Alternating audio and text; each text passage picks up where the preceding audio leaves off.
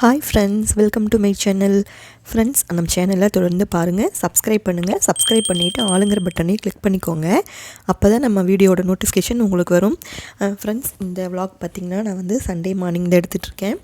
இன்றைக்கி வந்து பெரிய பாப்பாவுக்கு வந்து ஸ்கூல் ஒர்க்கிங் டே. ஸோ அதனால் வந்து காலையிலேயே வந்து குக்கிங் வந்து ஸ்டார்ட் பண்ணியாச்சு. நைட்டே வந்து பார்த்திங்கன்னா பட்டாணி வந்து ஊற வச்சுருந்தேன். சரி, சப்பாத்தியும் பட்டாணி கிரேவி மாதிரி வச்சுக்கலாம் காலையிலத்துக்கு அப்படின்னு சொல்லி வந்து நான் ஊற வச்சுருந்தேன் நைட்டே பார்த்திங்கன்னா. ஸோ அதனால் வந்து நல்லா ஊறிடுச்சு.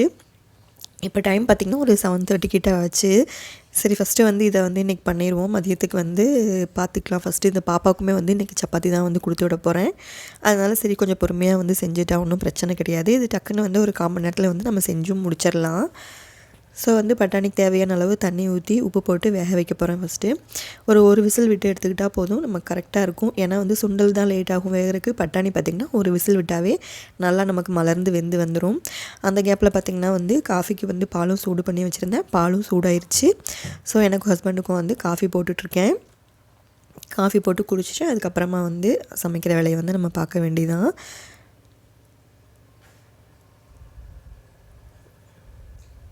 ஃபஸ்ட்டு காலையில் குடிக்கிற காஃபி வந்து கொஞ்சம் ஸ்ட்ராங்காக வந்து போட்டு குடித்தா கொஞ்சம் நல்லா ஃப்ரெஷ்ஷாக இருக்க மாதிரி இருக்கும். ஸோ அதனால் வந்து நான் காஃபி தூள் வந்து கொஞ்சமாக சேர்த்து போட்டு தான் வந்து காலையில் கொஞ்சம் ஸ்ட்ராங்காக தான் வந்து குடிப்பேன். டக்குன்னு காஃபியை குடித்து முடிச்சுட்டு நம்ம வந்து சமைக்கிற வேலையை பார்க்க வேண்டியதான். அதுக்கப்புறம் சமைச்சு முடிச்சுட்டு பாப்பாவே கொஞ்சம் வந்து ரெடி பண்ணி அனுப்பணும். ஏன்னா வந்து சாட்டர்டே வந்து பஸ்ஸுமே பார்த்திங்கன்னா கொஞ்சம் சீக்கிரமாகவே வந்துடும். சரி, வாங்க காஃபி குடிச்சிட்டு நம்ம அப்புறமா ஒர்க்கை ஸ்டார்ட் பண்ணலாம்.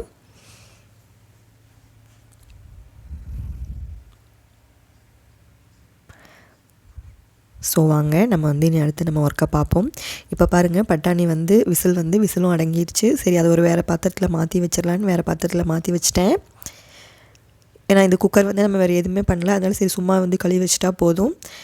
ஸோ அதனால் அதை தனியாக எடுத்து வச்சிடலாம். எடுத்து வச்சுட்டு இப்போ பாருங்கள், அதுக்குள்ளே வந்து சரி சப்பாத்திக்கு வந்து பிணைஞ்சி வச்சிட்டோன்னா அது கொஞ்சம் நேரம் நல்லா ஊறிட்டுருக்கும். சப்பாத்தி கொஞ்சம் அப்புறமா சாஃப்டாக இருக்கும். ஏன்னா மதியம் வந்து பாப்பா கொண்டு போய் சாப்பிட்ணும். அதனால் சரி, கொஞ்சம் நேரம் ஊறிச்சுன்னா கொஞ்சம் நல்லாயிருக்கும்னு இப்போ சப்பாத்தி மாவு ஃபஸ்ட்டு பிணைஞ்சி வச்சிடலாம்.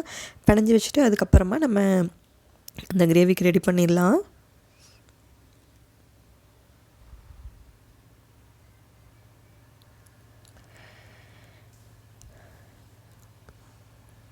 மதியத்துக்கு ஹஸ்பண்ட் எங்கேயாவது வெளியில் போகிற மாதிரி இருந்துச்சுன்னா மதியத்துக்கும் வந்து இந்த சப்பாத்தி மாவையை வச்சு சரி பண்ணிடலாம். ஏன்னா பெரியவளுக்கு வந்து ஸ்கூலுக்கு கொடுத்து விட்ருவோம். அதுக்கப்புறமா வந்து பார்த்திங்கன்னா நேற்று வந்து ரைஸுமே வந்து கொஞ்சம் மீதி இருந்துச்சு. அதில் தண்ணி ஊற்றி வச்சுருக்கேன். சாம்பார், ரசம் எல்லாமே நேற்று வச்சது வந்து கொஞ்சம் கொஞ்சம் மீதி இருக்குது. ஸோ வந்து அதை பொறுத்து பார்த்துட்டு அதுக்கு தகுந்த மாதிரி வந்து பண்ணிக்கணும். அவங்க வெளியே போயிட்டாங்கன்னா அப்படியே அதை வச்சே கொஞ்சம் சமாளிச்சிடலாம், தெரியாது. கொஞ்சமாக எண்ணெயை விட்டு நம்ம மாவு பிசைஞ்சிட்டோன்னா மத்தியானம் சாப்பிடும்போது பார்த்திங்கன்னா நல்லா சாஃப்டாகவே இருக்கும். ட்ரையான மாதிரி இருக்காது.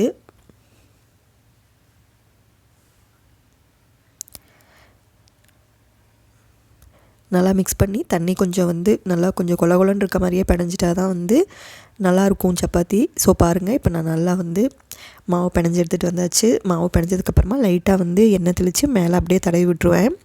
ஏன்னா நம்ம தேய்க்கிற வரைக்கும் கொஞ்சம் வந்து அந்த காஞ்சி போகாமல் நல்லா ஃப்ரெஷ்ஷாக இருக்கும் எப்போவுமே. ஸோ அதுக்காக வந்து மேலால் வந்து கொஞ்சம் எண்ணெய் தடவி இனி மூடி வச்சிடலாம். மூடி வச்சுட்டு நம்ம வந்து கிரேவி செய்கிறதுக்கு ஸ்டார்ட் பண்ணிட வேண்டியதான். இன்றைக்கி இந்த கிரேவிக்குமே பார்த்திங்கன்னா நான் தேங்காயெல்லாம் எதுவும் ஊற்றலை. பெரிய வெங்காயம் வந்து ஒரு வெங்காயம் பெருசாக இருந்த மாதிரி ஒரு வெங்காயம் எடுத்தேன். அப்புறமா பூண்டு ஒரு 4 பல், ஒரு 2 பச்சை மிளகாய் எடுத்திருக்கேன். நம்ம வந்து சாப் பண்ணி எடுத்துக்கலாம். அதை நல்லா இதில் பார்த்திங்கன்னா நான் சாப் பண்ணும்போது நம்ம கையில் கட் பண்ணதை விடவே நல்லா கொஞ்சம் இது ஈஸியாக இருக்கும். நமக்கு பண்ணுறதுக்கும் ஈஸியாக இருக்கும். அதே மாதிரி வந்து நல்லா கொஞ்சம் குட்டி குட்டியாக இருக்கும் தாளித்து விடும்போது பார்த்திங்கன்னா.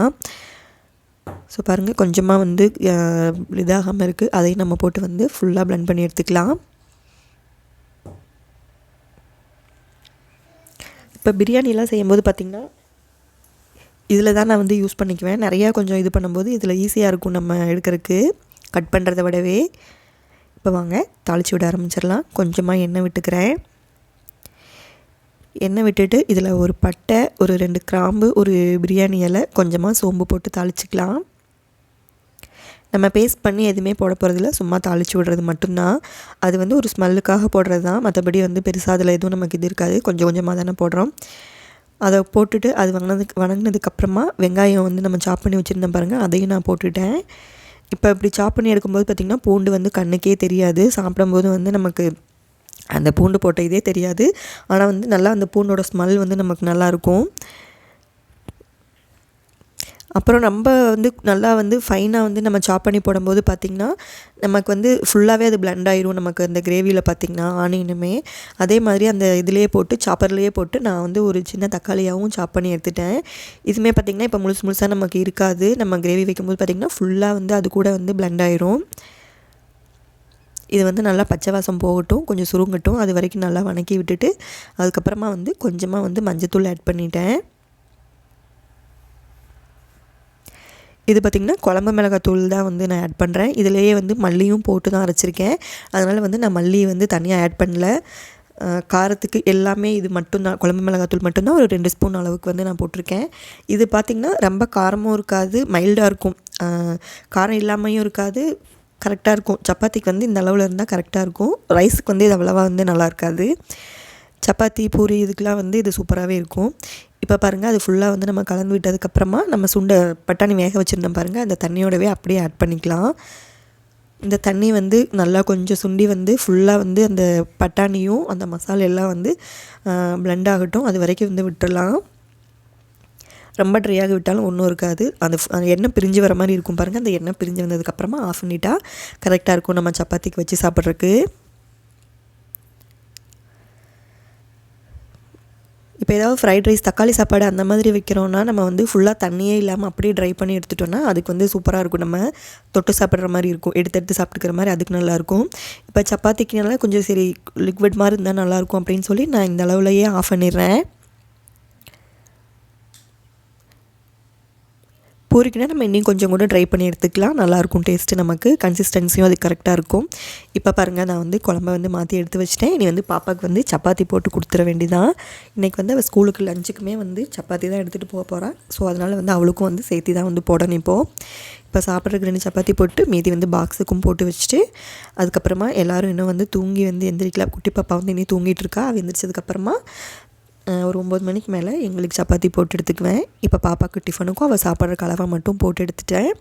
இப்போ வருங்க, பாப்பாவுக்கு வந்து ரெடி பண்ணியாச்சு. இப்போ அவளுக்கு தட்டில் வச்சு கொடுத்துட்ருக்கேன். அவள் சாப்பிட்டு கிளம்புறதுக்கு வந்து டைம் கரெக்டாக இருக்கும். இன்னும் கொஞ்சம் நேரத்தில் பார்த்திங்கன்னா பஸ் வந்துடும். அதுக்குள்ளே நம்ம வந்து டிஃபனில் வந்து பேக் பண்ணி வச்சிடலாம். நம்ம வந்து மாவு பிணையும் போது கொஞ்சம் எண்ணெய் ஊற்றி பிணைஞ்சு வைக்கும்போது பார்த்திங்கன்னா லஞ்சுக்கு நம்ம கொடுத்து விடும்போதுமே நம்ம காலையில் எப்படி வைக்கிறோமோ அதே மாதிரி இருக்கும், ட்ரை ஆகவே ஆகாது.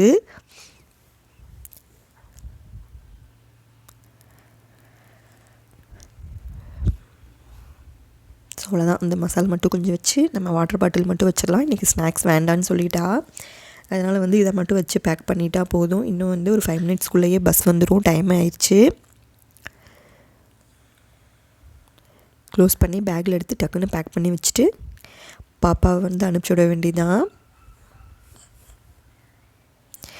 காலையில் எல்லாம் பார்த்திங்கன்னா அவங்க ஸ்கூலுக்கு போகும்போது நிறையா அதிகமாக சாப்பிட்றதே இல்லை, ஒரு சப்பாத்தி சாப்பிட்றதே அதிகம்தான். அவளுக்கு வந்து 2 தேய்ச்சி வச்சுருந்தேன், வேண்டான்னு சொல்லிட்டா, 1 மட்டும் போதும்னு சொல்லிட்டா. ஸோ அதை 1 எடுத்து வச்சாச்சு.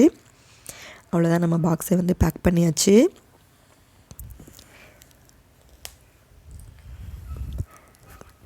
ஃப்ரெண்ட்ஸ், தொடர்ந்து நம்ம சேனலை பாருங்கள், சப்ஸ்கிரைப் பண்ணுங்கள். சப்ஸ்கிரைப் பண்ணிவிட்டு ஆளுங்கிற பட்டனையும் கிளிக் பண்ணிக்கோங்க. இப்போ பாருங்கள், பஸ் வந்துடுச்சு, பாப்பாவும் கிளம்பிட்டா. தேங்க்யூ.